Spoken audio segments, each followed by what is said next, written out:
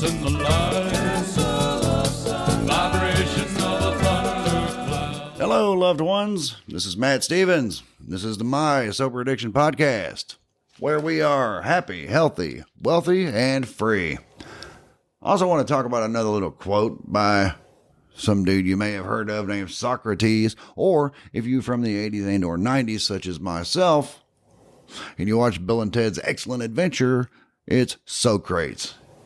Yeah, Socrates said, "All I know is that I know nothing," which is pretty profound, especially coming from someone on the level of Socrates. So I'm thinking, well, Socrates, if you know nothing, then I guess we're all screwed, huh? Lately, I've been talking a lot about toxic positivity and transmutation. Not the same thing, obviously. Toxic positivity in that there's a lot of people who are selling law of attraction. I hate to keep picking on it, but whatever. Sorry. They keep selling you how to create a better life for yourself. They always say to focus on your goal, focus on vibrating on the level of the life you want to live, focus on all the positive things, and all that's true. But what's also true is that we do have some negative things that have happened in our lives. If everything had been rainbows and unicorns or whatever they say, we probably wouldn't have been ended up as drug addicts in the first place, right? A lot of people dealt with a lot of abuse early in life. I was a late bloomer. I didn't start using until, I can't remember exactly, like 31, 32, somewhere in there. And that was due to a relationship falling apart, and plus drugs were just very plentiful and easy to get and all that. So I just kind of leaned into drugs, and it was great. I didn't have to deal with the pain of what was going on in my life. By the way, that's a good point to start. Emotional maturity. What I mean by emotional maturity. Okay, let's take, for example, a person who is 20 years old and they begin using drugs, at which point they are at the maturity level of a 20-year-old. From there on out, anytime something goes on in their life, instead of dealing with it, they go and get high. They go and use a drug of choice. And let's say they do that for 20 years. And now we've got this 40-year-old who every time something happened in their life, negative or whatever, instead of dealing with it, they went and used drugs. So therefore, they never really emotionally matured. So now this 40-year-old is now sober. Congratulations. But now they're having to deal with the fact that they had 20 years worth of things happen to them. Maybe some deaths in the family, maybe some just losses, things that they never dealt with emotionally. Two things are going on. One, they have the emotional maturity level of a 20-year-old. Two, they've got 20 years worth of baggage they haven't dealt with that's going to come crashing in on them. Not good, right? But the good news is there is help out there. There are people who do understand. There are people who do want to help. What we have to do is we have to humble ourselves enough to go and get that help, right? And if we've gotten sober at that point, we probably have humbled ourselves enough. So you have the 40-year-old who now is dealing with all these things. By the way, they're dealing with it at the emotional maturity level of a 20-year-old because they haven't dealt with anything. They haven't learned how to deal with things because all they've ever done for 20 years is just go get high when something would happen. All these self-help gurus and people who are selling what I call toxic positivity would tell this person to ignore the bad things in their life. Just ignore everything that's not positive. Like, for example, with law of attraction, and I know I pick on law of attraction a lot. It's not that I disagree with it. I just feel like it doesn't go far enough. But with the law of attraction, it wants you to imagine for yourself, and your imagination is the most powerful thing you have, by the way. But it wants you to imagine for yourself your ideal life. How do you want your life to look? And really immerse yourself in it to the point where you can really feel it physically, emotionally. You can smell it, you can taste it, touch it, you name it, everything. In your imagination, you've got it locked in. And you've written down all this perfect life for yourself on paper, and you're reviewing it every day, multiple times throughout the day. By the way, mostly at night, right before you go to bed, is when you especially need to imprint this visualization of your ideal life into your subconscious. And then it says that you need to really feel it so that way in your soul you get your vibration up to that level where you would be in that reality. I agree with law of attraction on all that. That's kind of where law of attraction stops. And at that point they say you can't help but to attract that life to you. Well, there's a little bit more to it than that. You need to start making the steps in the direction of that. Yes, it's true. You are the architect of your reality. Yes, you do design your life with your imagination. And that is the big part. But if you're imagining a life of sobriety for yourself, then imagine that life and then make the step by going to rehab, checking into a rehab or going to a clinic or something. Whatever it is that you can do, that physical step that you can do to demonstrate that you're serious about this. And you might even be of the opinion that I don't have a clue how any of this is going to come to pass. I don't know. And that's fine. You don't need to know. All you need to do is trust that you do have a partner in this. You do have your higher power. And your higher power can make things happen. But you have to demonstrate that you trust the higher power to do it. It can't be one of those things where, well, if you show me, then I'll trust you. I'm sorry, it's not that way. Kind of like the guy who's freezing. And he's like, man, I'm so cold I can't get up and build a fire. If I could ever just warm up, then I'll build a fire. We've all been like that. We know people who are like that. You have to take a step in that direction. In the case of the guy building a fire, if he builds a fire, then he's going to be warm. He's trusting the fact that he's going to be warm if I just take that step. And I realize in that case, it's like, well, in that case, you know how, you know what the how is. You know how you're going to be warm. You're going to be warm because the fire's hot and it's going to warm you. Okay, fine. Maybe that wasn't the best example. But we're all intelligent people here. Except maybe Socrates. He's not so smart. By his own admission, all I know is that I know nothing. Well, geez Louise. I know this coffee is freaking good. How about that? But most people who are listening to this are already sober. Or maybe you're a loved one of someone who is an addict. I don't know. I mean, I've got quite a few people who listen who are addicts in recovery.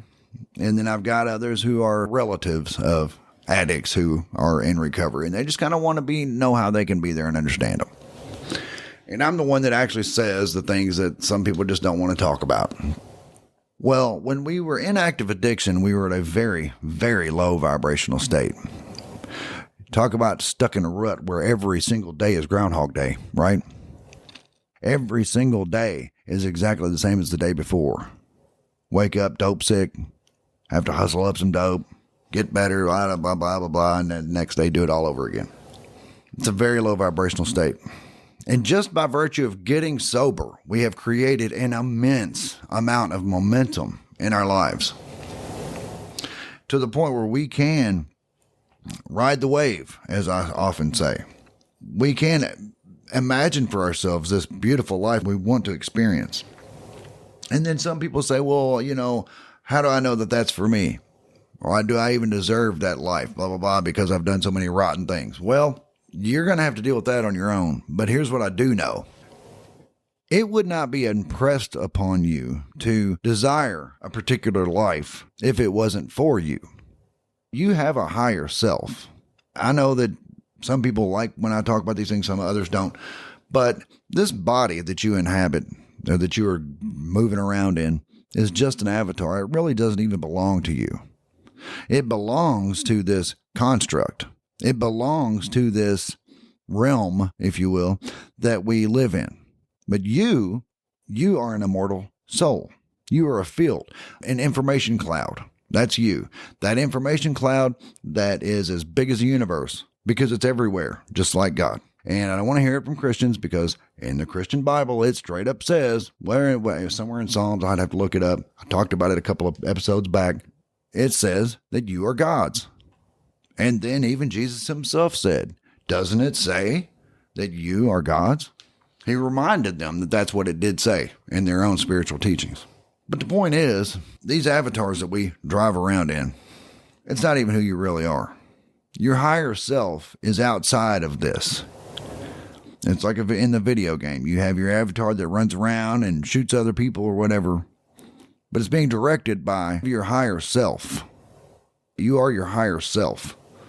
And you are merely using this avatar for a very short amount of time to have an experience.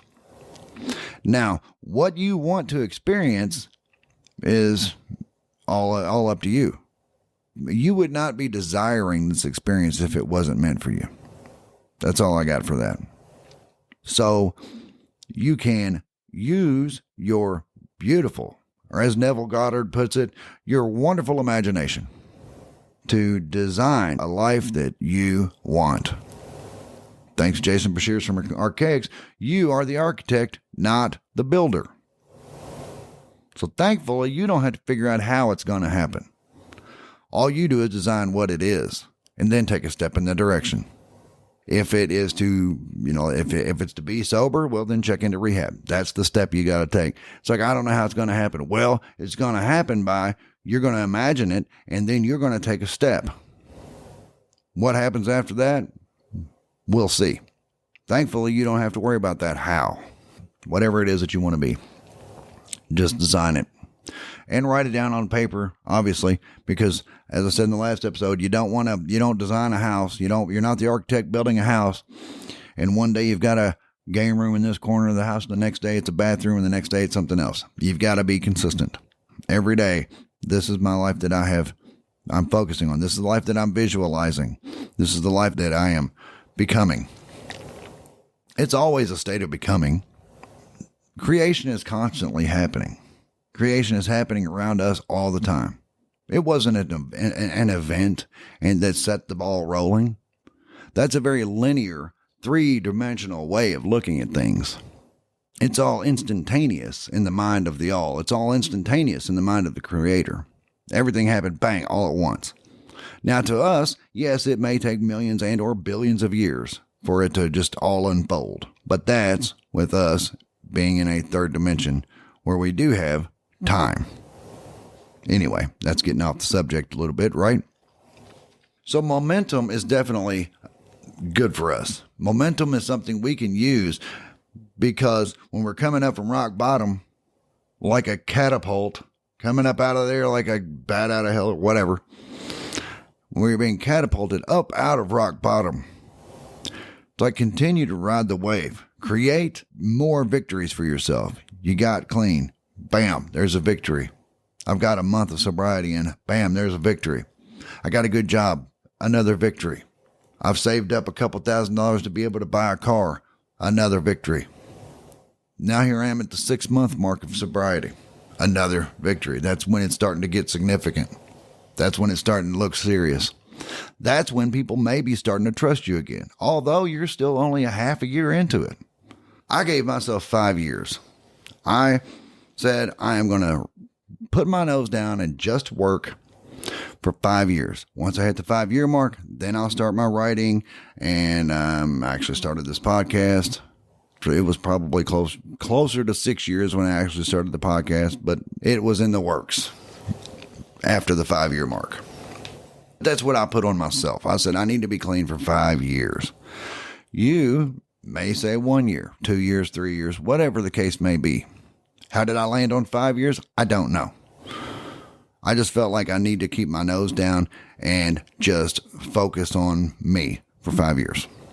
After which time I can come out and be a inspiration to other people who might need a little inspiration. Share my story. And that's where you can be. Share your story. Be an inspiration to other people who maybe they are on the verge of relapse. That's a scary place to be, right? Because relapse is so easy because you're doing something that you've done before, right? And that's why we have to be there to help each other, to be an inspiration, to tell people some good things. Why show them that life does get good again. That life does get good without drugs. And I'm not saying that you should throw yourself in the fire and go out there and wherever people are using drugs and go in there, whatever. No, they'll find you on social media. They'll see you going on vacation. They'll see you doing this and that and buying a car, whatever. Point is somebody needs to hear your story so that they can then go and create their own life. We learned a lot from addiction that we would not have learned otherwise. We put our families through hell. for sure. But we came out of it, and here we are. Probably emotionally immature for our ages, but that's okay. We'll move forward from here, right? So anyway, loved ones, I talk about the toxic positivity and all that stuff because it really kind of gets on my nerves when people say, "No, just focus on the good, only focus on positivity, don't focus on anything bad that's ever happened in your life." Well, that's dangerous, because if you don't address the issue that caused you to fall into addiction in the first place, then you could possibly fall into it again. Transmute those things, like it says in the Kabbalion. It says, "The truly wise, knowing the nature of the universe, use law against laws, the higher against the lower, and by the art of alchemy transmute that which is undesirable into that which is worthy, and thus triumph." Mastery consists not in abnormal dreams, visions, and fantastic imaginings or living, but in using the higher forces against the lower, escaping the pains of the lower planes by vibrating on the higher. Transmutation, not presumptuous denial, is the weapon of the master. In other words, don't deny the traumas in your life. Don't deny the fact that you put your family through hell for however many years. Don't deny the fact that you are an addict, but you are in recovery. Don't deny those things. Transmute them into something beautiful. Transmute them into a comeback story. Transmute them into a victory by vibrating on the higher planes. Vibrating on that. See, that's just like what it says in the law of attraction. Imagine for yourself this beautiful life. Vibrate on that level. But, of course, you've got to make the steps too. Transmute those things into this. Yeah, I'm an addict, but I'm in recovery. Let me tell you how I did it. We don't have to deny that these things happened in our lives. We don't have to deny that we were this or we were that. We don't have to deny anything. We accept it into our part of our personality. We accept it as, this is part of what made me who I am. I had to go through that to become this. Because before that, I would have been somebody different. Had I never fallen into the throes of addiction, I don't know who I would have been. It's not even something that I can think of right now, because that's not who I am. What would have happened to me had I never discovered heroin? I couldn't tell you. I don't know. So I'm not going to deny it. I'm not going to deny the fact that's who I am. I'm just going to transmute it. Say, yes, I am a heroin addict, but I am sober now, and let me tell you how I did it. Let me tell you how much better things get. I couldn't write the things that I write about, or even this podcast for that matter. I couldn't do any of these things if I wasn't a heroin addict. No, I'm not proud of the fact that I was a heroin addict, but it did happen, and I'm not going to deny it. So let's see where this leads me. Oh, by the way, it leads me to be able to demonstrate to other people that you too can be sober. I saw it. I saw people who got sober, and I was also in rehab with a lot of people who didn't make it. They got out and didn't make it, and my heart breaks for them, but I know that I have to continue to carry the torch in their honor. And I'm not going to feel guilty about, well, I made it, and so-and-so that I was in rehab did not make it. I can't have survivor's guilt with that. Survivor's guilt is a very real thing. It's something that a lot of us deal with, because we do have a lot of friends that we used to use with have an overdose and pass away. And it's like, how did that not happen to me? Why do I deserve to live, right? Survivor's guilt is very real. It's something we have to overcome. And one of the ways that I kind of convinced myself to overcome it is I have to go on. I have to be the champion, or I have to go and be an example to others in honor of the ones that didn't make it. Would I be honoring their memory if I didn't do that? No. If I hadn't have made it, but somebody that I was in rehab with did, would I want them to go and have an amazing life? Yes, I would. So that's why I get on here and I harp on you about creating an amazing life for yourself. And I give examples of how we can do it. And I try to talk people into just taking a step. Trust your higher power. Your higher power will build that life for you that you have imagined if you demonstrate that you trust the higher power to do so. Oh, by the way, if you are consistent with the life that you are imagining, the life that you are architecting, the life that you're designing in your imagination, be consistent. Write it down on paper, very clear, what it is that you want your life to look like. And look at that paper over every chance you get, especially right before you go to bed. That needs to be the last thing you do at night. And it'd be good if it was the first thing you did in the morning. But especially the last thing you do before you go to bed. Get in your mind's eye that picture of your ideal life, whatever it is, with all kinds of detail. Anyway, loved ones, in the Kabbalion, the divine paradox recognizes the fact that the universe or construct or this realm or whatever you want to call it is not really real. It's not really material. It is in the mind of the all, the creator, God. So it's all an illusion. However, while we're in it, we can't get bogged down with, oh, hell, it doesn't matter because none of this is real anyway. No. We can't let that become our mindset. That's what the Kabbalion refers to as the half-wise. We're not half-wise. No, we're fully wise. And we know that while we do exist in this third-dimensional world, while we're here, there are certain laws and rules and regulations and all that good stuff. But we can use those.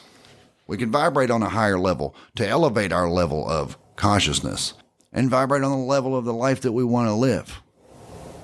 That's what I got, loved ones. So I was talking about Socrates saying that all I know is that I know nothing. My version of that is I'm smart enough to know that I don't know what I don't know. That's all I know. Because there are things that I don't know, but I don't know what they are. Anyway, we're going to get into that on another episode, hopefully the next one. It's something I'm working out right now. Working it out in my head, then I'm going to outline it and get off into that in the very near future. So anyway, loved ones, if you would, I have been uploading some videos on YouTube. There is one of Pee-wee, Kitty's cat named Pee-wee. If you sometimes hear little background noise whenever I'm recording these, probably because Pee-wee has smacked one of his toy. He's got these bottle caps. He loves swatting them around the room and playing with them. He'll play fetch. It's kind of funny. Anyway, the YouTube channel is Matt Stevens, MSA, for My Sober Addiction. I would have greatly appreciated if you would go and be a subscriber there. Also, the podcast is on YouTube as well. Now, I mean, well, it was before, but before we had to convert the audio to video and then upload it as a video. But now YouTube actually has honest to goodness podcasting. So that's pretty cool. And what else have I got? Oh, my Substack, Matt Stevens. I haven't been writing a whole lot there, but I've got a pretty good little backlog there now, I guess, of stuff that you can read. It's probably more my woo-woo type stuff. I kind of get out there a little bit. And I've read quite a few of them on here, and I probably should start doing that again because that was, oh God, I just knocked the crap out of my microphone. Sorry. Anyway, so I should probably start reading some of my Substack posts on here again, just because it made for good podcasting, I felt like. But that's what I got, loved ones. I will be back with you, and until then, I love you, and I will be back directly. There is a